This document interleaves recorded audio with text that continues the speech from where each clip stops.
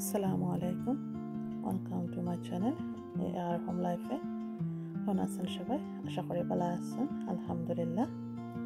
তো আজকে এলাম আর একটা নতুন ভিডিও আপনার লগে শেয়ার করার লাগে। আপনার লগে থেকে পুরো ভিডিওটি দেখো প্রথম থেকে শেষ পর্যন্ত, আর লাইক শেয়ার সাবস্ক্রাইব করবা, সাথে সাথে বেল আইকনটি অন করবা যাতে নেক্সট ভিডিওটা আপনার কাছে যায়। তো দেখতে পারা কিছু বাজার দেখলাম, বাজার করা হয়েছে, কিতা কিতা আনা হয়েছে এগুলো খুললা দেখলাম। ভাবলাম একটু আপনার লগে শেয়ার করি যে আজকে কিতা শপিং করা হয়েছে। এই যে দুধ ব্রেড তোরা ফল ফ্রুট আনা হয়েছে। তো খুলিয়া দেখলাম আমাকে সব কিছু যে যেটা যেটা লাগে আমার সব কিছু আইছে কিনা, কারণ নিজে গেছি না তো বাজার করার লাগে। তো বাজার করে আনা হয়েছে। তো ভাবলাম যে খুললা দেখি কিতা কিতা আনা হইলো। তো খুললাম আর আপনার লগে শেয়ার করলাম, আশা করি আপনার কাছে ভালো লাগবো। এই যে কলা, আপেল, অরেঞ্জ, গ্রেপস, ডিম, দুধ, এগুলা যাকে দরকার করো টুকটাক, আর বাচ্চাগুলি করো তো এটা এইসব লাগে। তো একটু একটু করে আর কি শপিং করা হয়েছে।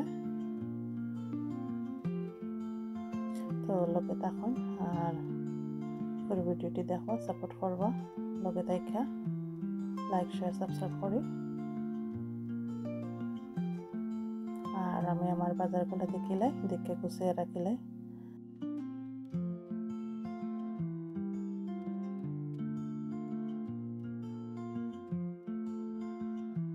তো এগুলা বাজার করা হয়েছে, এখন এগুলারে গুছিয়ে রাখিলাই। আমি দেখলাম কেতা কেতা আইছে।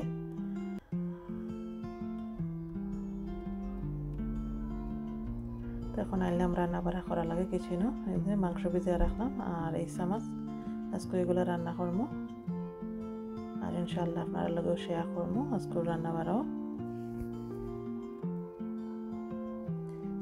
এতে মিষ্টি কুমড়া নিচ্ছি, এই চামচ রান্না করবো, আর ডাইল রান্না করবো, আর বেরি মাংস বোনা করবো। তো ফ্রোজেন মিষ্টি কুমড়া, তো এটা এখন খাটিলিরাম, খুব সুন্দর লাগে দেখতে কালারটা।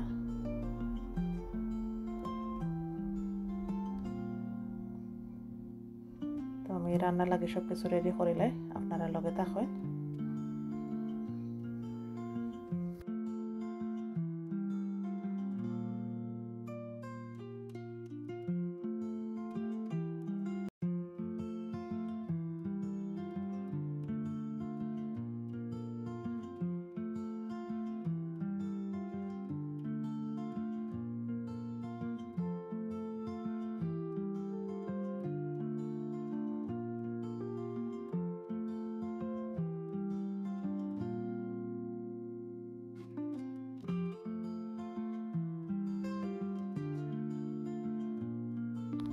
কাটাকুটি শেষ করে দিলাম, শেষ করে এখন বিসমিল্লাহ করে রান্নাটাও শুরু করে দিলাম।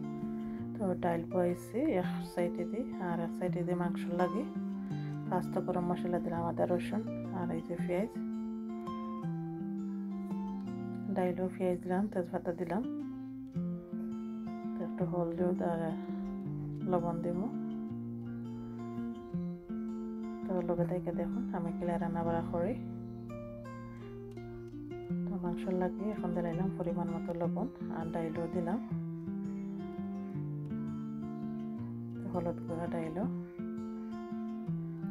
তো ডাইল এখন রান্নার লাগি রেডি, পরে ফুটলে বাদে ফোড়ন দিব।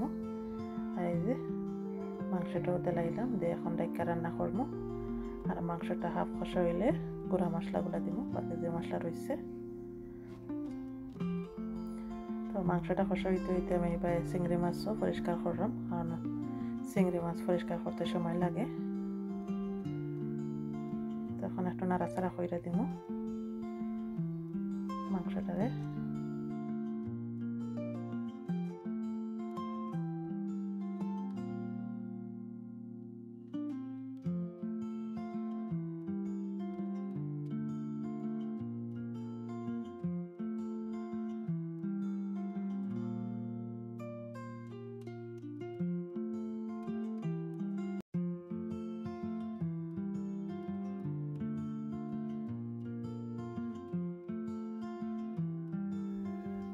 এদিকে আমার ডাইলটা হয়ে গেছে, ডাইলও দিলাইলাম ফোড়ন রসুনের, আর এখন একটু ধনিয়া পাতা দিব। আমার ডাইলটা হয়ে গেল।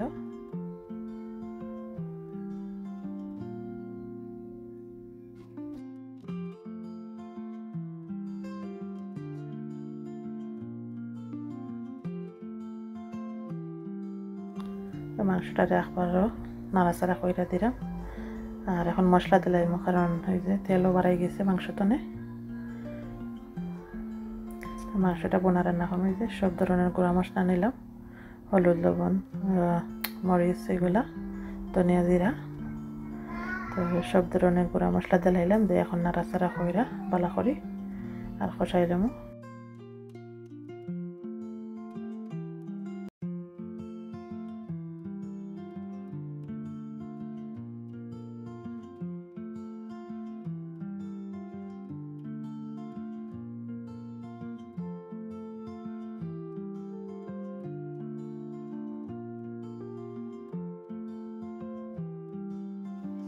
মাংসটা যাতে সুন্দর মতন এবং ভালোভাবে সিদ্ধ হয়, একটু পানি দিলাইলাম, দিয়ে যে এখন লবণটা লাগিয়ে দিলাম।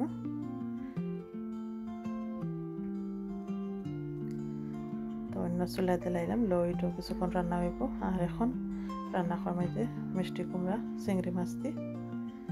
তো লগে তাইকা দেখুন আমি খিলা চিংড়ি মাছ দিয়ে মিষ্টি কুমড়া রান্না করি, একবারে সিম্পলভাবে, জাল কম দি বানাইব, আমার বাচ্চাতে খাইতা।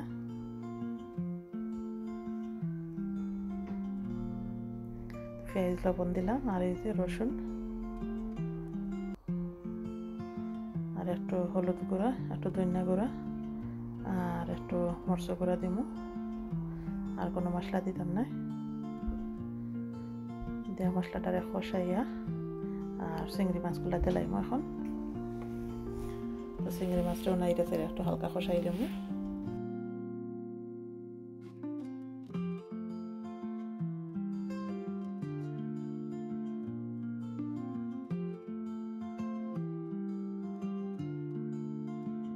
তো চিংড়ি মাছটা আমার কষা হয়ে গেছিল, একটু ধনিয়া পাতা দিলাম, আর এই যে মিষ্টি কুমড়া দিলাইলাম, দিয়ে এখন বালা করে নাইরা চাইরা মিক্স করে লাইম।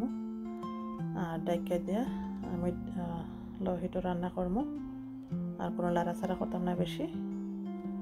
তো আমার রান্নাটা প্রায় শেষের দিকেও।